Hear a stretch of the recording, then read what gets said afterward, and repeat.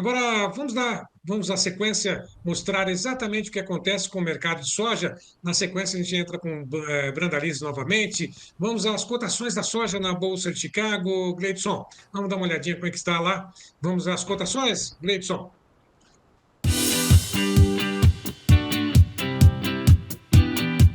Notícias da soja com Vlamir Brandalize. Apoio Copavel, um show de cooperativa.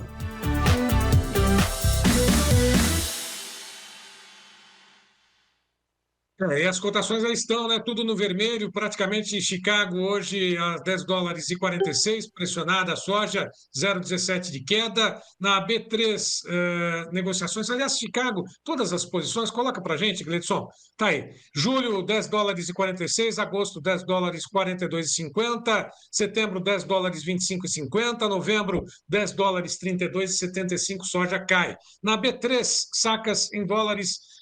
Referência Porto Paranaguá, julho, 23 dólares mais 4, 0,39 de queda, setembro, 22 dólares e 60, queda de 1,31%. Brandalize, o que está acontecendo com a soja pressionada hoje, por quê? A soja pela manhã até ela estava levemente positiva, e agora pelo movimento ela já teve mais negativa, de 5 a 6 pontos, agora está de 1 a 2 negativos, e é possível que agora à tarde ainda ela volte para o lado do campo positivo, com leve pressão positiva, porque ela está precisando de uma correção técnica positiva, Sérgio. Ela já caiu muito aí ontem, caiu muito nos últimos dias, e automaticamente agora veio com o suporte, voltou ao suporte de 10,20 aí no setembro, né, que é o mês mais importante, e andava aí nos dias anteriores perto de 10,50, né? Então, ó, tá trabalhando 10,25. Então, há um ambiente para o mercado melhorar isso aí, porque ele ficou barata a soja.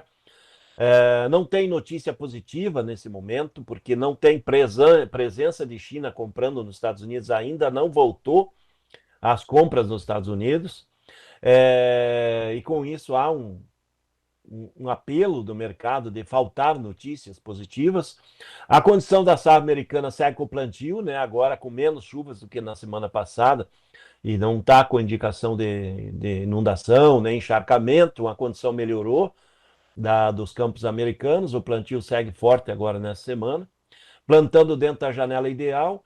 E outro fator aí que continua chegando lá em Chicago é que o Brasil continua avançando nas exportações e batendo recorde em cima de recorde toda a semana no acumulado dos embarques. Então isso acaba sendo levemente negativo nesse mercado de Chicago. E também tem essa questão do judiciário americano lá, dando uma podada na questão do tarifaço do Trump. Então isso também acaba deixando o mercado financeiro muito preocupado e nervoso, né? E ele acaba liquidando, né? Ele liquida porque ele é aquela velha história. O dinheiro tem medo do risco, tem medo de grandes novidades. Automaticamente, quando acontece, como está até definir essa questão do juiz aí bloqueando o tarifaço do Trump, que provavelmente vai voltar, né? Porque a questão de tarifas é a questão do governo, não é a questão do judiciário, né? E automaticamente o mercado um dia que deveria estar corrigindo para cima, mas ele estava levemente negativo agora, e à tarde provavelmente ele pode voltar a trabalhar levemente positivo. Mas isso causa reflexo no mercado brasileiro, Sérgio. O mercado brasileiro, Sim. ele vinha com alguns negócios na semana, não há uma semana de muitos negócios, porque o produtor que consegue segurar está segurando, e nós estamos vendo o produtor que precisa de fazer caixa essa semana, que está vendendo soja para pagar contas agora nessa semana, tem vencimento de dívidas, né, Sérgio? E isso faz com que o produtor tenha que vender soja. Então, isso está tendo oferta. O mercado de balcão hoje está igual a ontem, está igual a anteontem, está igual a segunda-feira. O mercado de balcão quase não mudou nada essa semana, Olha em que o só. produtor tem que pagar a conta. Ele está bem estável. Mas ele também, nos momentos que o mercado estava melhor lá fora, em Chicago, e dólar, que estava melhor aí até na terça-feira, ele também não refletia positivamente no balcão. E agora o mercado de Porto, ele sim, hoje o Porto está trabalhando em média R$ 2 menor do que ontem, reflexo dessa situação aí do fator soja em Chicago. Está em queda, está em leve queda, mas o principal ponto de apelo é que o dólar também estava em queda de manhã, e aí hoje nós estamos com prêmios em alta, mas não consegue compensar, né? O mercado muito calmo aí de valores. A cotação da soja hoje de 136 aí no junho, até a casa dos 142 aí no setembro, que é as posições dos portos hoje, ele em média está R$ 2 menor que os melhores dias dos dias anteriores. Então, e mesmo assim o produtor vai precisando vender, né? Vai precisar vender para fazer caixa, pagar a conta. É muita conta para vencer até amanhã, Sérgio. E isso acaba atrapalhando. Normalmente nesse período há uma pressão negativa, porque é aquela história, precisa vender muito para fazer dinheiro e o comprador alega que nesse momento ele, capital de juros está caro, juros do mercado financeiro para captar, para carregar estoque é alto, e quem paga o pato é o produtor, nessa hora que ele precisa vender no último momento de pagar as contas. Né?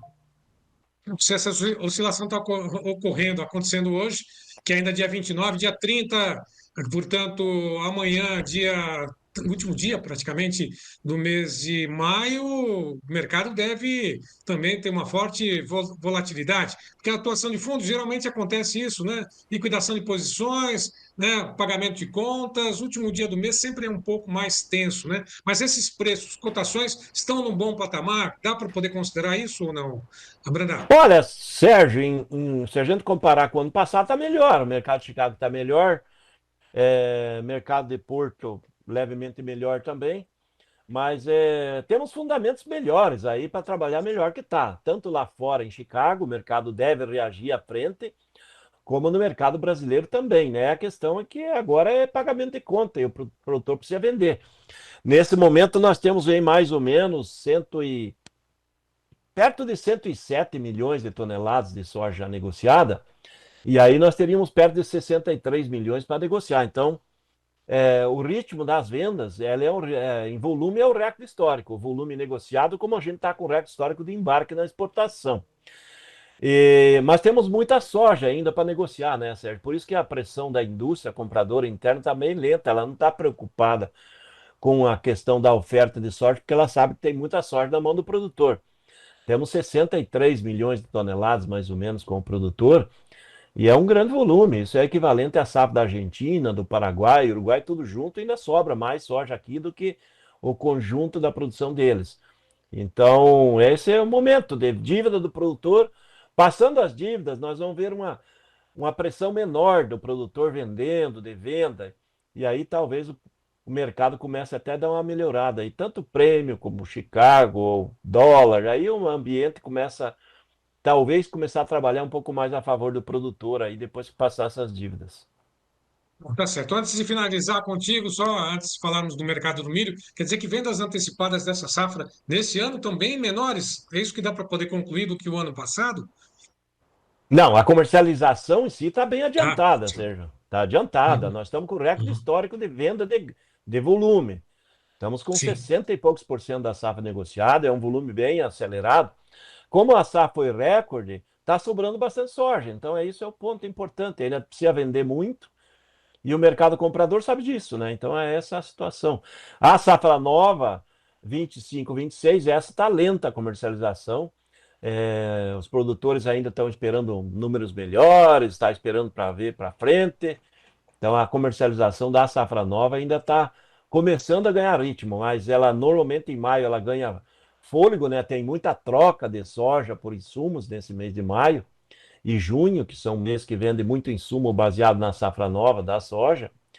Então pode ser que agora, nos próximos dias, aí comece a andar um pouco melhor a safra nova, mas ainda tem muita soja da safra velha para negociar. Sabe?